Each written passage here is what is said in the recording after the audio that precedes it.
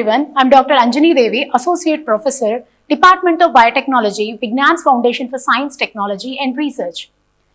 As you pretty well know that I am dealing with the course Enzyme Technology and we are discussing the topics included under Unit 2. In the previous lectures, we have dealt with various sources of enzymes. There we have discussed about microbial sources, plant and animal sources. We have also discussed about what are the different cell disruption technologies.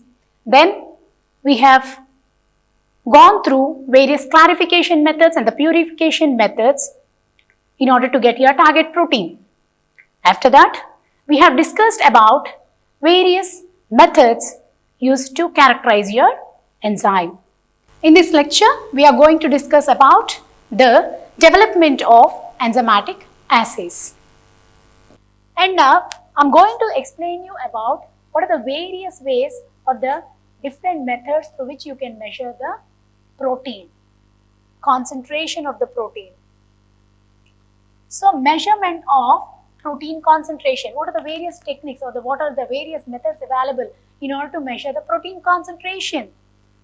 First, what we have to do is during this, with these methods, you are going to estimate how much amount of your protein is present in your given sample. So, the determination of how much protein is present is very important when the purifying the enzyme, since purity depends upon the removal of unwanted proteins and can be assessed by relating the activity of the total protein present. So, protein methods are based upon the chemical reactions and we are going to compare that with the standard protein, that is nothing but your bovine serum albumin. So, protein methods are based upon the chemical reaction and comparison of your color produced with the standard protein, which is nothing but your bovine serum albumin. So, what are the features of a good method? First thing is the variation of the color production must be very minimum when compared with the bovine serum albumin. Moreover, the technique should be very sensitive, sample to be carried out and adaptable to the multiple sample handling. It should be easily handled. So, what are the various methods through which you can measure the protein? You can use the Biuret method, you can use Bradford's method, you can use the Lowry's method. I'll explain you the Biuret method. First, what is Biuret? It's nothing but a chemical compound that is formed when you have subjected your urea to 180 degrees centigrade. So, what's happening there is the two urea molecules will be combining. They are condensed to form a biurea, which is also called as Biuret. So, now we are using this Biuret method in order to estimate the protein concentration. The compounds, generally what is the principle involved in this particular method? Generally, this Biuret will be giving positive reactions to the positive result. This Biuret test will be giving positive result to the proteins because they will be containing the peptide bonds. What's happening here is the compounds with the peptide linkages will be undergoing this test. Other proteins, other compounds will not be giving any positive result. In an alkaline solution, when you have considered the protein under alkaline conditions, with the addition of this aqueous copper sulfate, you are going to get a purple or violet colored complex. This method has very low variability between the proteins but suffers from the very low sensitivity because in order to do this particular assay, you need to have high amount of your protein. You need high concentrations. With this minimum amount of protein, you can't go with the assay. It requires a high amount of protein in order to determine its concentration. See the reaction here. Here we have taken the protein sample in the alkaline conditions and we have added the Biuret reagent. Okay, in the presence of this copper, Cu2 plus will be going and binding to the protein in order to give a violet colored complex. So, the negative result will be Biuret. The negative Biuret test will be blue in color and the sample in which the protein is present, it will be giving a violet color. So the sample without protein will be giving negative result, which can be seen in blue color, whereas the sample with protein will be giving the violet color. So now I'll explain you Bradford's method. Bradford's method, which is also called as comessive blue method. So why we are calling this Bradford method as comessive blue method? Because we are using a reagent which is nothing but a comessive brilliant blue. So this Bradford method is very easy, it is very sensitive, and it is an accurate method for protein quantification. What's happening in the reaction is, you have taken the protein sample, you have added the Bradford reagent to the protein sample. What's happening then is, after you have added the comessive reagent to the protein sample, the comessive brilliant blue is going and binding to the protein, and now there will be shifting of your dye from the red color, which can be measured at 465 nanometers, to the blue color, which can be measured at 595 nanometers under acidic conditions. And moreover, this is a compatible method. Detergents can cause interference, and the proteins with a concentration 20 to 2000 μg per ml can be measured using this Bradford assay. And now I am going to explain you about your Lowry method. This method is more sensible when compared to the other methods to determine the proteins. So I am going to explain you the Lowry's method.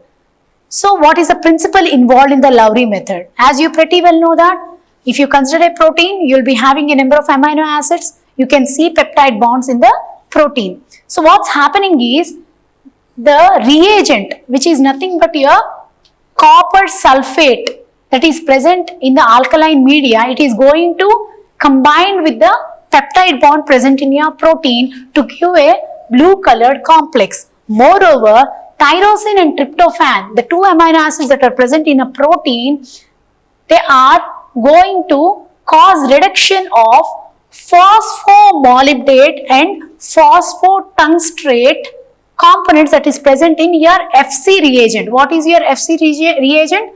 Folin CO calcium reagent, and it gives a blue color complex. You can see a blue color. Whenever you see a blue color means, that means a positive result. You have obtained the positive result, which will be indicating the presence of your protein. So by this method, you can both identify the protein as well as you can quantify the protein. And this is very sensitive method. I'll explain you the entire procedure involved in the Lowry method. In this method, you are going to use several reagents. You are going to use reagent A, which is nothing but your 2% sodium carbonate in 0.1 normal sodium hydroxide. That is giving your alkaline condition. And the second one is reagent B, which is nothing but your 0.5% copper sulfate CuSO4 in 1% potassium sodium tartrate. And now reagent 3. Reagent 3 is nothing but your reagent C, which is prepared by mixing 50 ml of your reagent A with 1 ml of your reagent B. And this reagent C should be prepared in fresh condition. That means you have to prepare it instantly before you are going to add this particular reagent to your sample.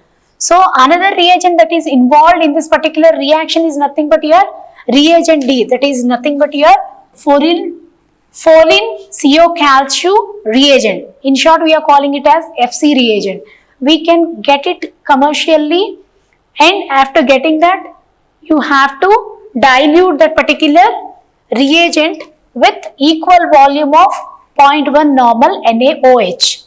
And now the fifth reagent that we require is the standard. We are preparing the standard with BSA, that is bovine serum albumin. What we are doing is, we are taking 50 milligrams of BSA and dissolving in 50 ml of distilled water. That means the concentration of 1 mg per 1 ml is prepared. that we are considering as stock solution.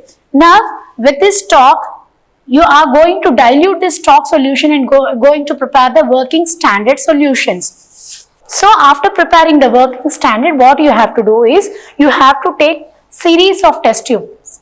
Let us think you have taken 7 test tubes. So you have taken 7 test tubes and then you have added BSA to the test tubes. You are adding different amounts of BSA into it. In the first test tube, you did not add any sort of BSA, so we are considering that test tube as blank. In the second test tube, you are taking 0.2 ml of your BSA, and the third one 0.4 ml, fourth one 0.6 ml, and so on up to 1 ml of your BSA. And now you have taken 1 ml of your unknown in the place of BSA as a test sample. And to that particular test tubes, you have to add distilled water so that the entire volume what you have to obtain is 1 ml. After that, you can calculate the concentration that is present in each test tube. As you know that the protein concentration is 200 μg per 1 ml. Accordingly, you can calculate the concentration present in your each test tube except your unknown. This you have to determine. So now you are going to add 5 ml of your reagent C to all your test tubes uniformly. And now you allow to stay all your test tubes at room temperature for 10 minutes. After that, you are going to add 0.5 ml of your reagent D. And you are incubating all your test tubes in dark for 30 minutes. After that, you are going to measure the absorbance of all your test tubes, all your samples at 660 nanometers. So, you have obtained the absorbance of each sample. So, after getting the absorbance values, you are going to construct a standard curve. How you are going to construct a standard curve? You are plotting the concentration of your protein in the x-axis and absorbance at 660 nanometer in your y-axis. So, you know the absorbance values, accordingly you know the concentration for all the test tubes except your unknown. So, you have plotted the standard curve to taking the information of your known samples. After that, you will be taking the absorbance of your, the absorbance of your unknown sample. You will be taking the absorbance value and you are going to cut your curve. And you are going to extend towards your x-axis, from where you can get the concentration of your unknown protein. So, we are always measuring the concentration of unknown protein with reference to the concentration of known proteins. That's why we are taking the bovine serum albumin, various concentrations of bovine serum albumin.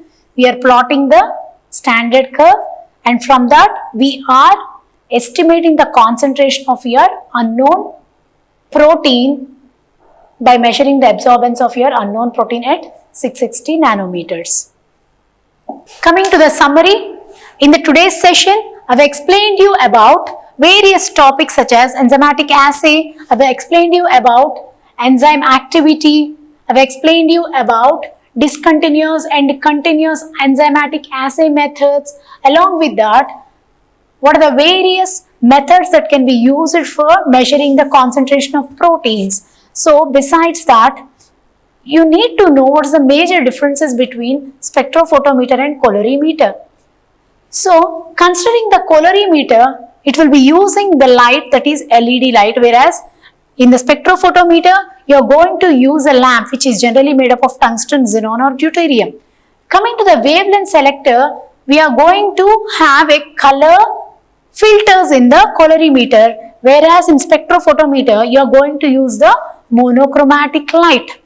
And coming to the portability, the colorimeter is easily handled, and the spectrophotometer, it is heavy instrument and it should be located at a particular place, and you can measure the single parameter at a time using a colorimeter, whereas you can go for measuring the multiple parameters at a time using the spectrophotometer.